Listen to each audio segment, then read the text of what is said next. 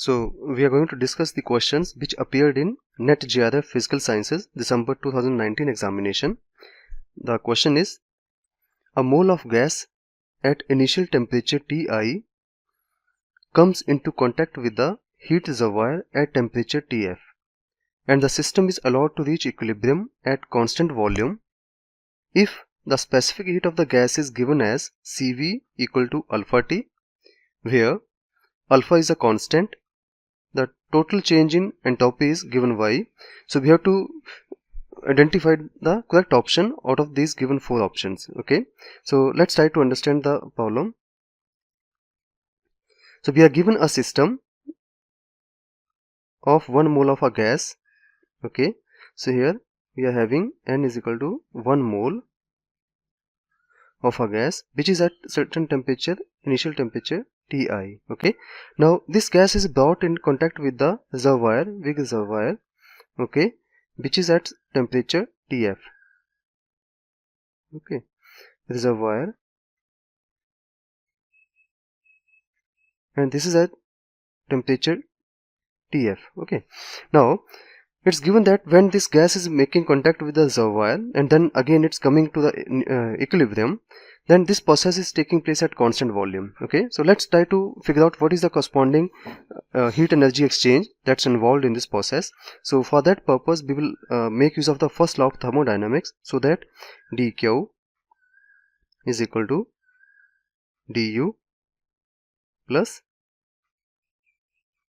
dw. Since it's given that process is taking place at constant volume, so that means here dw will turn out to be 0. So that means whatever the heat energy exchange is taking place, this is equal to the change in internal energy of the system. Okay, so that means dq is equal to du, and this can be further calculated as from the heat capacity at constant volume Cv delta T or Cv dt. Okay, okay, here because n it's given to be unity. Okay, so that's why n will not come here. So Cv dt, and this is further equal to, so from here by knowing dq we can evaluate the net entropy change for this process, delta S gas, this is equal to dq yt, and because the temperature of the gas it is changing from Ti to Tf. Okay, so and this is equal to Cv dt. From this equation, let's call this as equation 1. So from equation 1, dq is Cv dt upon T from Ti to Tf, and the value of Cv it's given to us, this is alpha T. So let's substitute the value of Cv. So this is alpha T upon T dt from Ti to Tf. So T will cancel with T, so we are left with alpha dt from Ti to Tf, and this will gives us alpha times Tf minus Ti. So this is the corresponding entropy change for the gas. Now we have to figure out what is the entropy change for the reservoir. Okay, so let's try to evaluate the entropy change for the reservoir. So entropy change for the reservoir, delta S R, that is equal to the corresponding the net energy exchange involved with the reservoir divided by the temperature at which it is exchanging that energy, and it is the temperature Tf here. Okay, so here it is important to note here that when the reservoir is sharing heat with the 1 mole of a gas, its temperature doesn't change. Okay, so that means we have to make evaluation of the delta KUR separately by knowing the parameter of the gas, because we are not provided any information for the reservoir. Okay, so delta KUR will be basically delta KUR, it's basically the energy gained by the 1 mole of a gas, and that is equal to Cv dt. Okay, and this is further equal to Cv dt, and then because for the gas the temperature changes from Ti to Tf. Okay, let me write this as equation number 3. Okay, so Cv dt is the energy exchange between the reservoir and the gas, and this is because Cv that is given to be alpha T dt from Ti to Tf. Okay, so this comes out to be, after integration we will obtain alpha y2, and then here we will have T square from Ti to Tf, and this is equal to alpha y2 Tf square minus Ti square. So therefore the net entropy change for the reservoir is given by equation 3. Okay, so by making use of equation 3 and 4 we can further rewrite that delta SR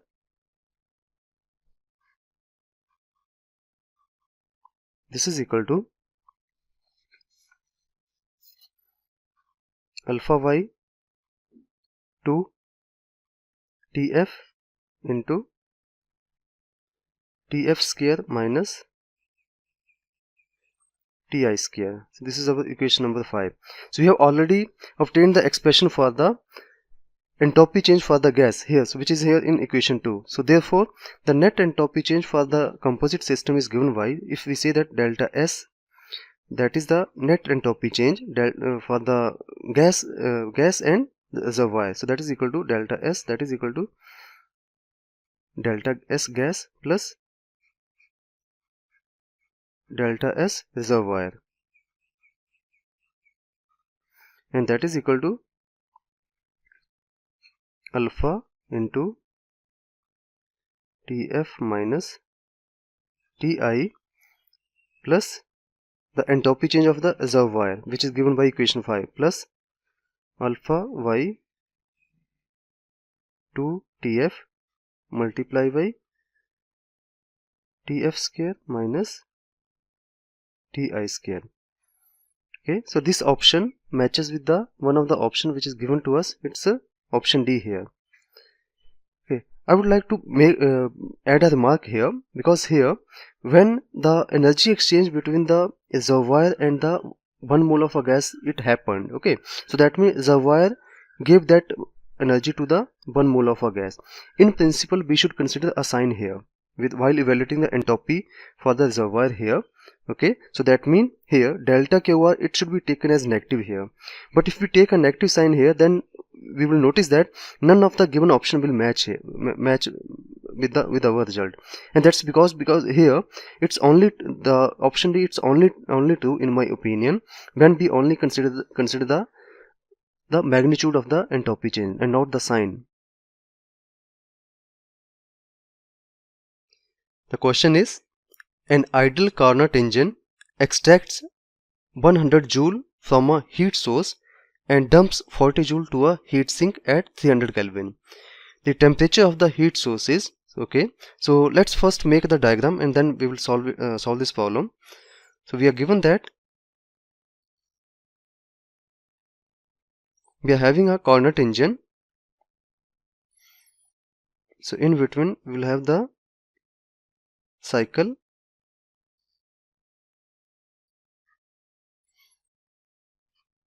okay. So let's say the source is at temperature T1. So this is our source,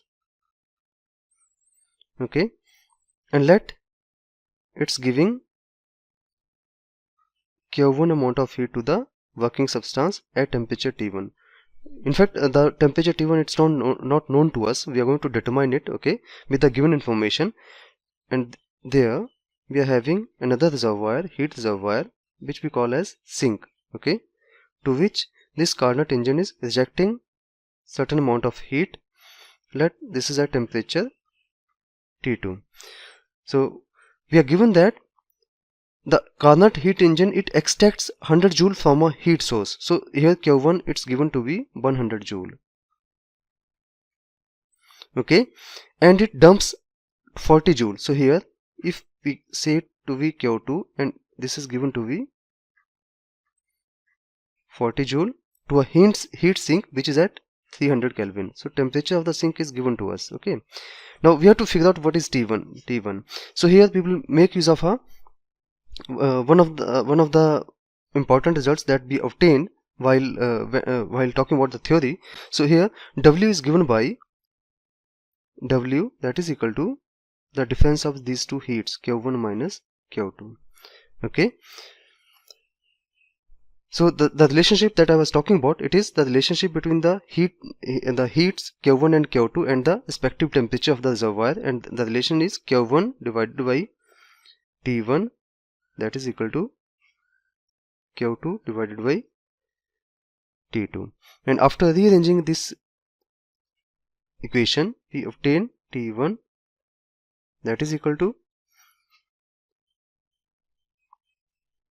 T1, that is equal to Q1 upon Q2 multiplied by T2. So after substituting a value of the given parameters, Q1 is given to us, it is 100 joule, and Q2 is 40.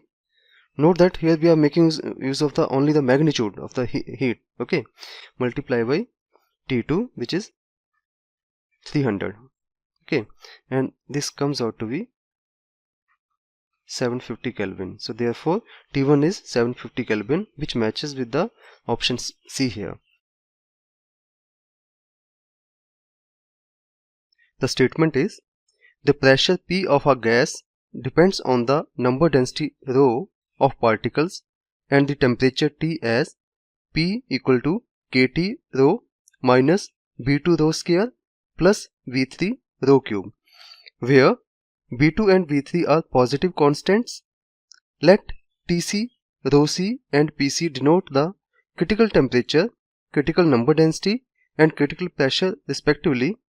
Then we have to determine the ratio rho Kt by Pc. Okay, so let's try to understand how we are going to proceed in this question.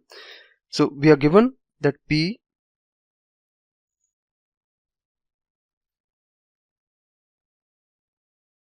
is equal to Kt rho minus B2 rho square plus B3 rho cube. Let's call this as equation 1. Okay, and here it's given that B2 and B3 they are constant. Okay, now our objective is to obtain the critical coefficients basically. Okay, so the general procedure for obtaining the critical coefficients is that to take the derivative of P with respect to rho here. Okay, and then equate those derivatives equal to 0. Okay, so let's take the derivative of P with respect to rho first, that is dP by d rho, that will give us kVt minus 2 B2 rho plus 3 B3 rho square, and this should be equal to 0.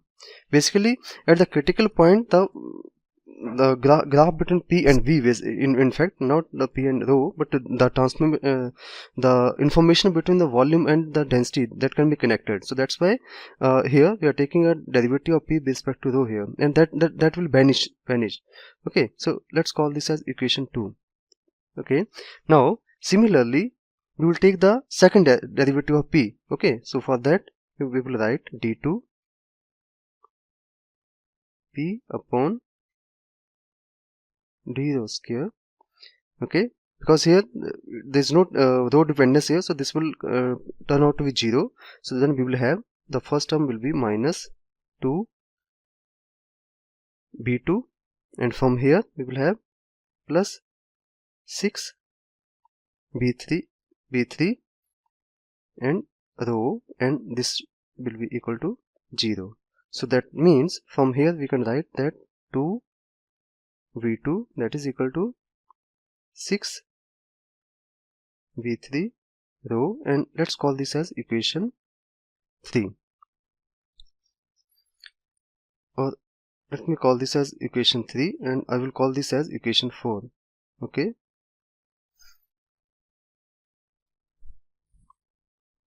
or equivalently we can write B2 that is equal to 3 B3 row, which is our equation 4. Okay, now by making use of equation 2 and 4, so that means we are going to substitute the value of B2 from equation 4 in equation 2 here. So then equation 4 and 2 will imply KBT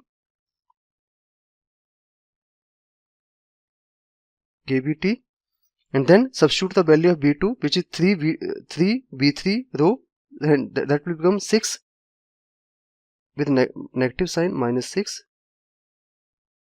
B3 row square, and then the last term plus 3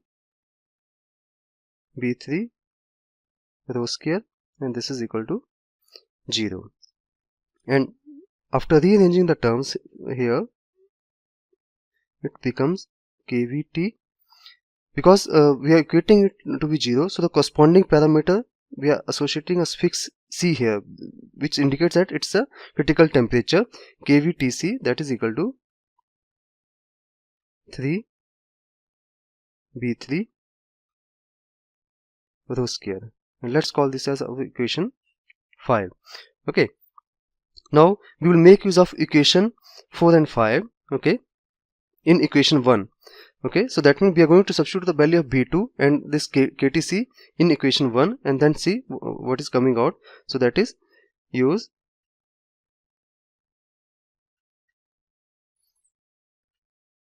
(4) and 5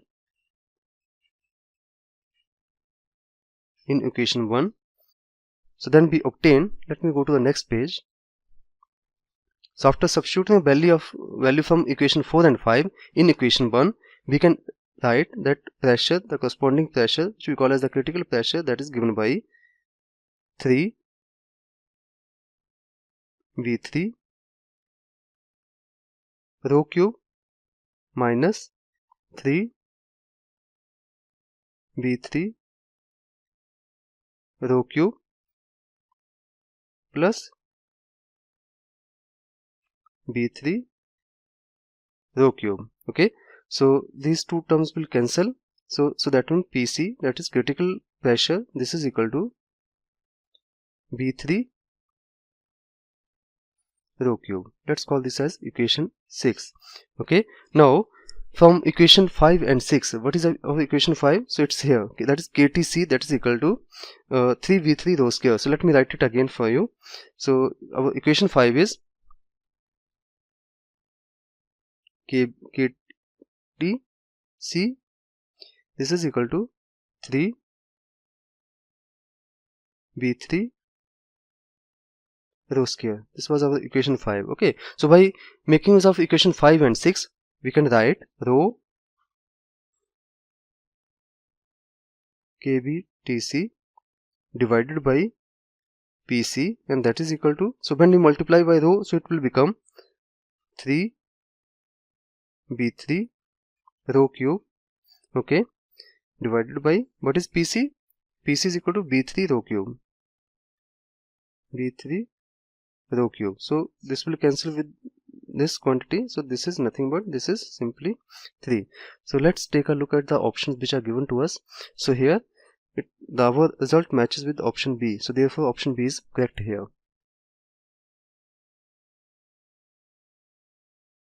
The angular frequency of oscillation of a quantum harmonic oscillator in 2 dimensions is given to be omega.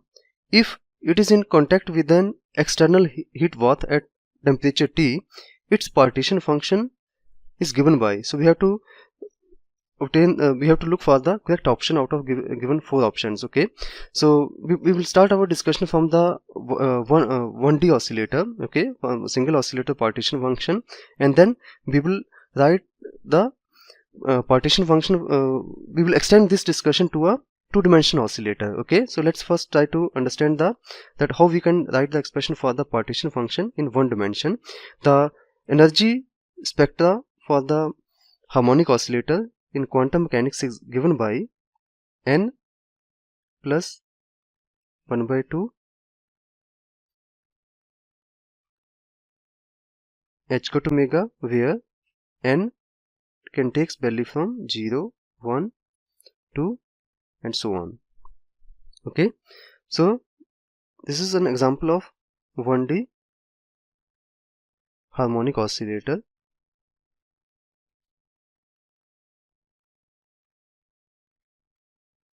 Okay, so the partition function for one-dimensional harmonic oscillator, it's given by Q1 TV. Okay, that is equal to n taking value from 0 to infinity, and then exponential minus beta multiply by En. Okay, so En is here n plus half, so that is beta n plus half h got omega. Okay, this is our equation 1 here. Okay, now we will expand by simply changing the value of n, then we will write the corresponding terms here in the series. So this is equal to the first term we will obtain when we will substitute n is equal to 0 here, so that will become 1 by 2 h got omega, so that is beta h got omega by 2. So that's going to be our first term in the series. So exponential minus beta h got omega by 2. Okay, now the second term will be obtained when we will put n is equal to 1 here. So 1 plus 1 by 2 will give you 3 by 2. Okay, so 3 beta h got omega by 2. The second term will be exponential minus 3 by 2 beta h got omega plus the next term exponential minus 5 by 2 beta h got omega plus next term exponential minus 7 by 2 beta h got omega plus so on. Okay, so from here we can take the exponential minus beta h got omega by 2 as common factor, and then inside the bracket we are left with 1 plus exponential minus beta h got omega plus exponential minus 2 beta h got omega plus exponential minus 3 beta h got omega plus so on. Okay, and this is basically a series a plus ar plus ar square plus ar cube up to infinity. Okay, so its sum is given by, so exponential minus beta h got omega by 2 and sum of the series, which is equal to a, which is 1 divided by 1 minus r. The common ratio here is ar. If you compare, the common ratio will be exponential minus beta h got omega, so 1 minus exponential minus beta h got omega. So this is the partition function for a single one-dimensional oscillator. Okay, so now we will extend the discussion to another dimension. So that means now we are going to write the partition function for the two-dimensional oscillator by making use of the partition function of single oscillator. Okay, so if we treat the oscillators to be distinguishable for non-interacting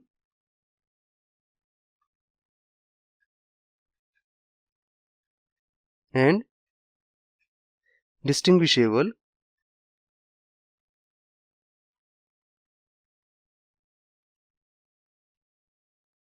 oscillators, okay, the partition function q2 v2 vt, that is equal to q1 tv its power 2. Now this will give us the partition function for the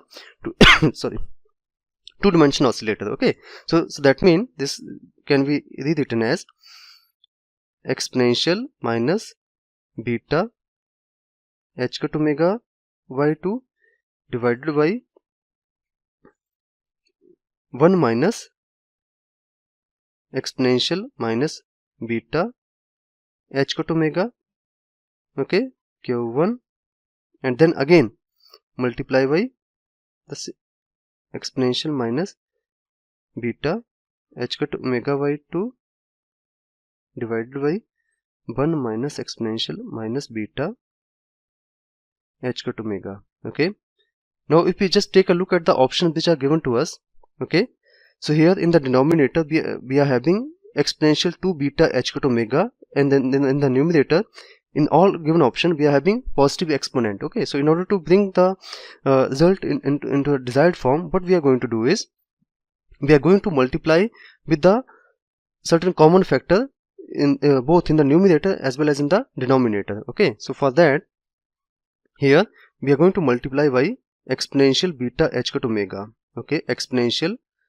beta h cut omega, and then divide by the same quantity exponential beta h cut omega, and same we will do here with the partition function for the second dimension. Okay, exponential beta h cut omega divided by e power beta h cut omega. So here we are having exponential beta h cut omega minus beta h cut omega by 2. So we will be left with exponential beta h cut omega by 2.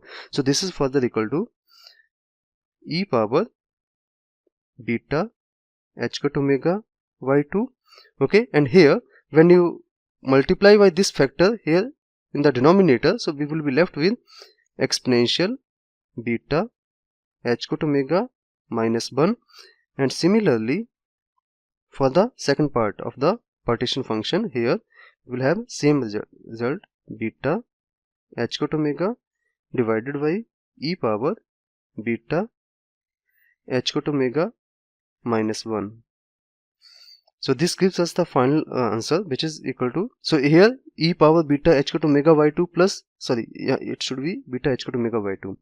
So this will be e power, after adding the exponent we will be left with beta h cut omega divided by e power beta h cut omega minus 1 and its square. So that is our answer.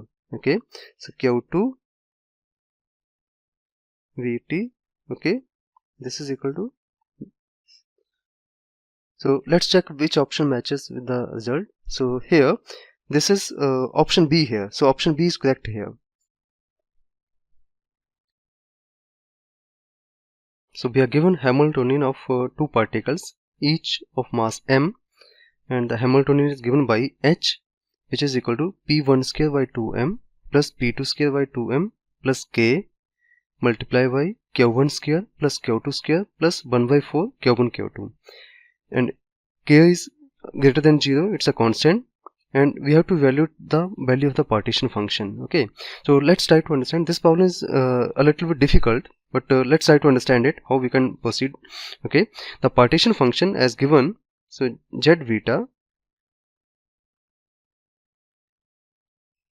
this is equal to minus infinity to infinity dq1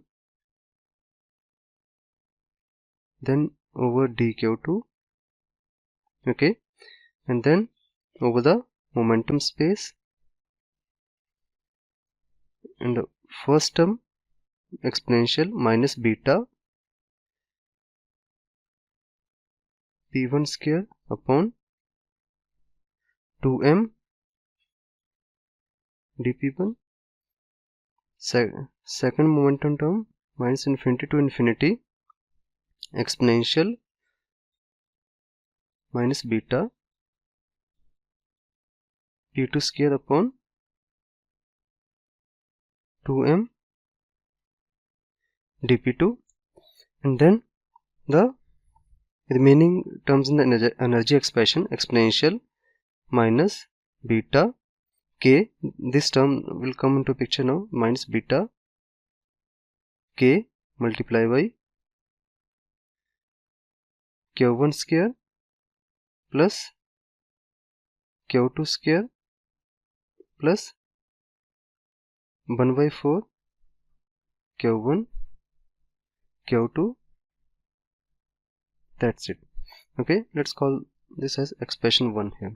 So here we are having the integral here, exponential minus beta by 2m p1 square. Okay, so here we will make use of the standard integral to evaluate these value of this definite integral. The integral is from minus infinity to infinity exponential minus alpha x square dx, that is equal to under root pi y alpha, where alpha is a constant here. Okay, so here if we compare this standard integral with this one and this one, so here the alpha is beta by 2m basically. Okay, so after applying this definition here, so we can rewrite the partition function as this is further equal to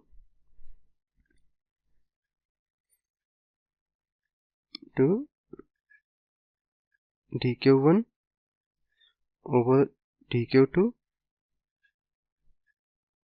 Okay, and then its value is given by, this is by applying this result here, this turns out to be equal to 2 into m pi upon 2 beta. Okay, similarly for the second integral here, the same result will be obtained, 2 into m pi upon 2 beta. Okay, then the remaining expression as it is, exponential minus beta k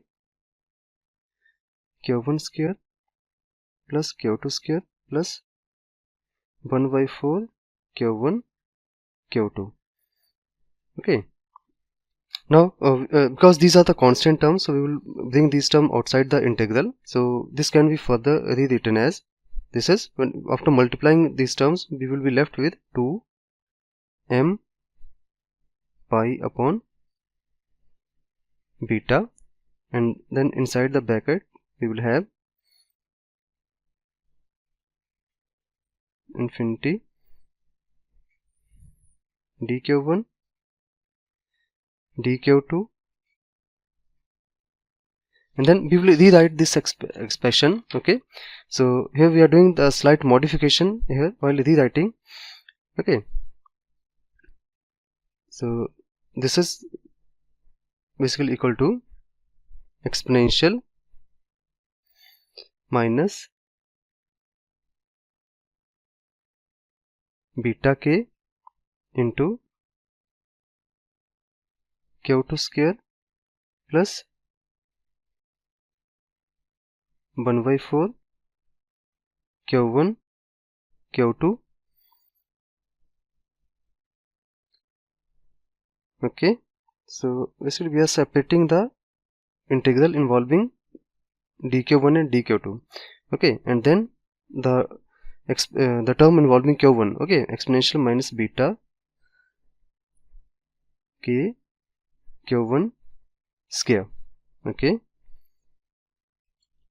let's move to the next page. Let's call this as equation 2. Okay, so we will continue on the next page from this equation. Okay, so this can be further rewritten, the partition function can be further rewritten as z beta. So I'm continuing from the previous step. Okay, so the constant term outside, which was 2m pi upon beta, and then inside the bracket the definite integral over q1 minus infinity to infinity dq1, and then minus infinity to infinity the integral over q2 exponential minus beta k. Okay, and then inside the bracket again, here we have reorganized the terms here just to solve this a slightly a bit difficult integral, q2 upon q1 upon 8, and then its square, and then we are going to subtract the term which will arise because of this square term. Okay, so that will be the q1 by 8 square, we are subtracting it further. Okay, and then close the bracket, and then integral over dq2, and then outside the term involving Q1 exponential minus beta k Q1 square. That's it. Now here we are going to make a substitution to solve this integral, and the substitution that we are going to make here is let y that is equal to beta k multiply by Q2 plus Q1 by 8 square, which implies that dy equal to 2 beta k multiply by Q2 plus Q1 by 8 dQ2, or in other words we can say that dQ2 equal to dy upon 2 under root beta k and then under root beta k multiply by Q2 plus Q1 by 8. Okay, and this is further equal to dy upon 2 under root beta k by power 1 by 2. Okay, because this entire quantity, this is nothing but by power 1 by 2. So after this this substitution, we can rewrite this integral. Let me call this as integral 3. So this integral turns out to be equal to, now we are almost at the end of the problem. We have almost done the problem. So this turns out to be equal to 2m pi upon beta, then inside the bracket from minus infinity to infinity dq1, and then inside the bracket again minus infinity to infinity e power minus y, because we have replaced this beta k into this quantity, that's the basically by. Okay, and then by power minus 1 by 2. It's because of this dy when we are replacing dq2 with dy. Okay, and then dy upon 2 under root beta k, 2 under root beta k, and outside we will have the terms involving q1, which is exponential beta k q1 square divided by 64. So this term came because of this exponent here. Okay, and then this term will come into picture, and minus only the exponent here, minus beta k q1 square. Okay, so now this is basically the gamma function, gamma 1 by 2, which is under root pi, basically because it's from minus infinity to infinity. So an additional factor of 2 will come into picture. So this can be rewritten as 2m pi upon beta multiply by, now the constant terms inside, so here this I am taking it outside, 1 divided by 2 under root beta k, and then what we are left with, minus infinity to infinity dq1, and then this is basically equal to 2 under root pi. Okay, the value of the gamma function here, and then the this after solving will give us exponential minus 63 64 beta k q1 square. Okay, and now here again we can apply the same result that we used previously, that is from minus infinity to infinity exponential minus alpha x square dx. Okay, and that will give us the result, the final result, under root pi by alpha. And if you do that, so this comes out to be equal to 2 m pi. Okay, so now this pi will come outside. Okay, so 2 and 2, they will cancel with each other, and this 2 will come outside, so it will become 2 m pi, and then under root pi divided by beta square k. Okay, sorry, not beta square k, it's beta into beta k under root, and then the value of this integral while taking 2 under root pi outside. So value of the integral is, this is under root pi by alpha, and that is equal to pi multiplied by 64 divided by 63 multiplied by beta k, and then inside the, and this after solving will give you the desired result, which is equal to 2 m pi square upon beta square k under root 64 by 63. Okay, so this is our final result, and let's check out with which option it matches. Okay, so the result matches with option 2 m pi square upon beta square k. Yes, this is option C, so therefore option C is correct here. The statement is, a particle hops randomly from a side to its nearest neighbor in each step on a square lattice of unit lattice constant.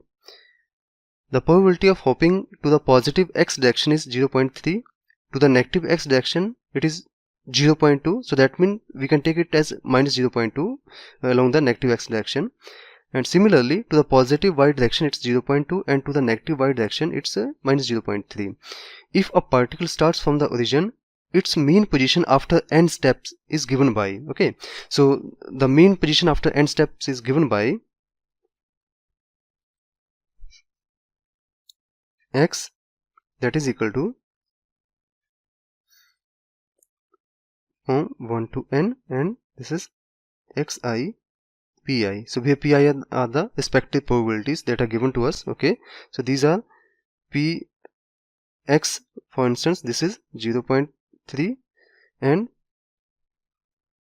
p along negative x direction this is minus 0.3. Similarly p along y, positive y, this is 0.2, and p along negative y this is minus 0.3. so therefore the mean position after n steps is given by, that is equal to n, then 0.3i minus 0.2i plus 0.2j minus 0.3j. So after solving, this comes out to be n by 10 I minus j. So therefore our right answer is B here. The statement is, consider a black body radiation which is in thermal equilibrium and contained in a two-dimensional box. The dependence of the energy density on the temperature T is given by, okay, so for instance if we have a n-dimensional box, okay, so for n-dimensional box in general, for n-dimensional box, the energy density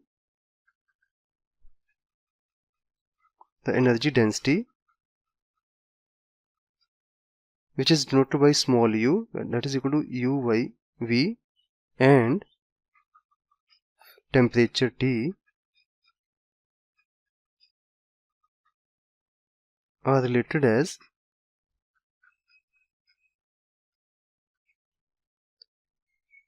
u, it's proportional to T power n plus 1, where n denotes the dimensions basically, okay.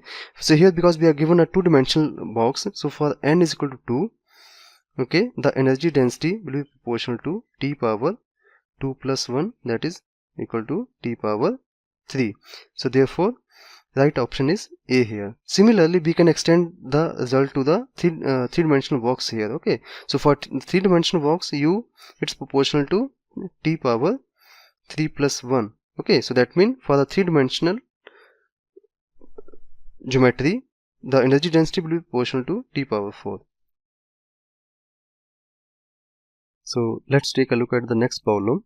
The statement is, the energies available to a 3-state system are 0, E and 2E, where E is greater than 0.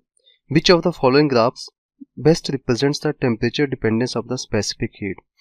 So in order to determine the accurate behavior of the heat capacity, so first of all we need to determine the partition function, and then we will from the partition function we will determine the average energy for the system, and then from there we will calculate the behavior of the heat capacity. So let's try to determine the partition function first. Okay, so we are given a three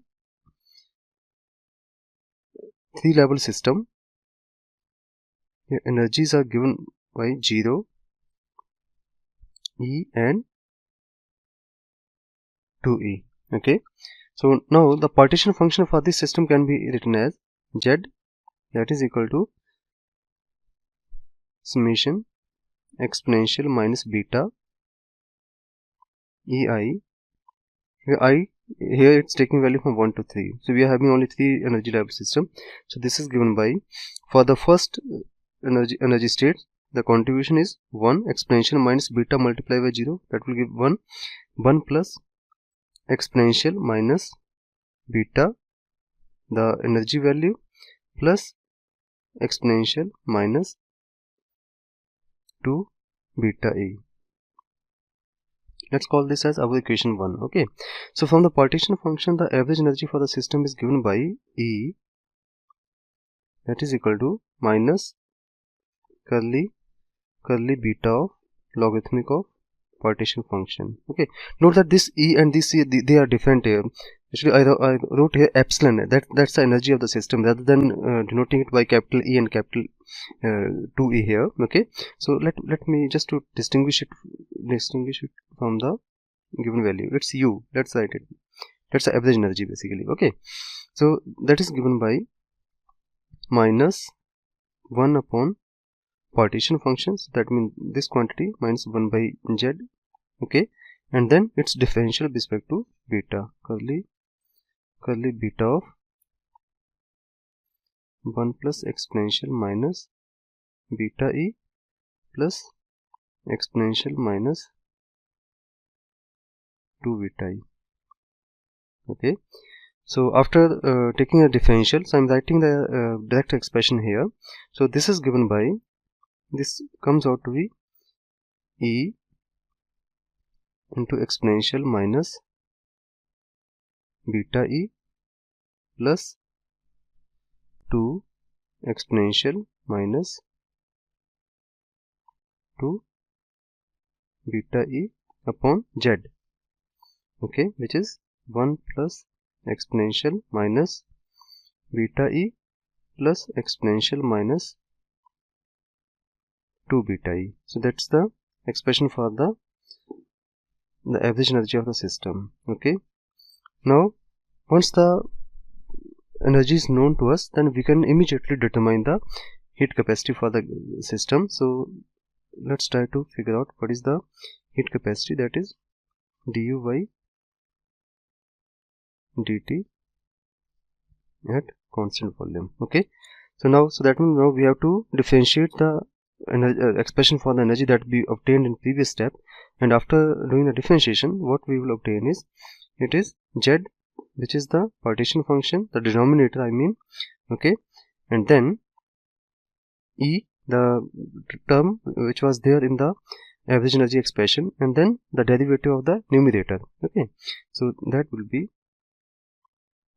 exponential minus beta E, and then again the differential of the, because of the temperature dependent term, so that this will give you a minus 1 by kT square, and then additional negative sign from here, so it will become positive ultimately. So E by kT square, and then differential of the second term plus 2 exponential minus 2 beta E, and then differential of the exponent, that will give us 2E upon k T square. Note that here k is the Boltzmann constant. Okay, Now, so it's g f dash now minus f into g dash. Okay, so minus f, so that is exponential minus beta e plus twice exponential minus 2 beta e f into g dash. So that will be exponential minus beta e, and then differential of the exponent e upon kt square, and then differential of the second term plus exponential minus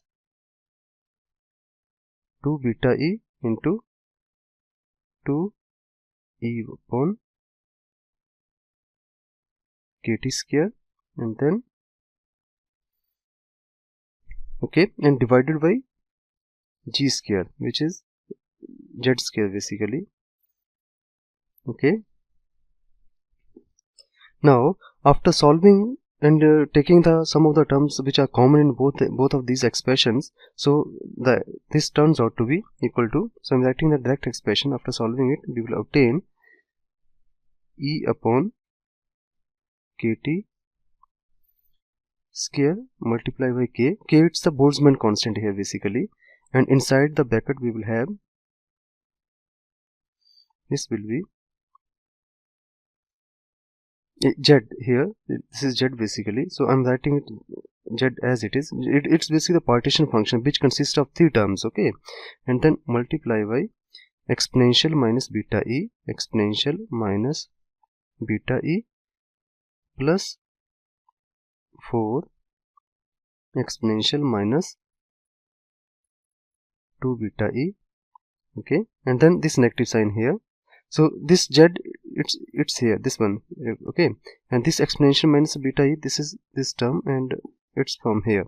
Okay, minus now this expression exponential minus beta e plus twice exponential minus 2 beta e. Okay, multiply by again this one, because ey kt square we have already taken out from here, so the remaining terms are exponential minus beta e plus 2 times exponential minus 2 beta e. Okay, and that's it, and divided by z square.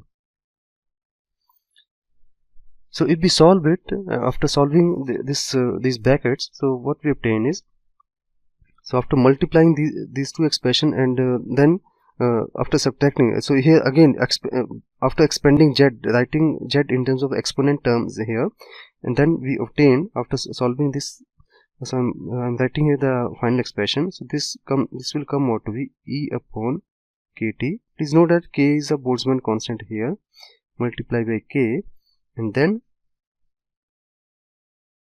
exponential minus beta e plus 4 exponential minus 2 beta e plus exponential minus 3 beta e divided by z square. Okay, now this is our final expression for the heat capacity. Now we have to determine that under two extreme condition, that is when the first is when temperature is very large. Okay, so that means we are talking about extremely high temperature. Okay, so under this situation, the exponential term in this expression, let me call this as equation 3. I think I have already leveled up to 2. No, this is equation 3. Okay, so exponential term which is minus e by kt, so this will become exponential e upon kt. Okay, so at very high temperature, so this, when the denominator here in the exponent, it's very large, so this will become basically close to unity. Okay, so at very high temperature the heat capacity will follow, it can be approximated by 1 by T square. So that means at very high temperature the heat capacity will approach to 0. Okay, in the second extreme case, which is a low temperature, when T is very small, T is small or close to 0, in that case the heat capacity, okay, it can be approximated, because here in the numerator as well as in the denominator we are having both the exponent factor here, and the multiplier consists of 1 by t square term. Okay, so it goes like this: exponential minus e by kt upon t square. Of course, here I am writing only one term here in the exponential term, but all these terms, they will behave in a similar manner. So at very low temperature here, so this term will become a very large quantity basically. Okay, so ultimately this term will also approach to 0 at very low temperature. Okay, so therefore, because under these two extreme cases, when temperature is very small and temperature is very large, the heat capacity, it approaches to 0. So that means it's obvious that somewhere in between the heat capacity will acquire some definite value. So therefore, based upon this discussion, the option D is the correct one here. So here at very low temperature value, the heat capacity, it approaches 0 exponentially. So for instance here, okay, so when the temperature is approaching toward 0, so it come closer to 0 exponentially. Okay, whereas at a high temperature, again it approaches 0. So figure D, it describes correctly this type of behavior. So therefore D is the correct option.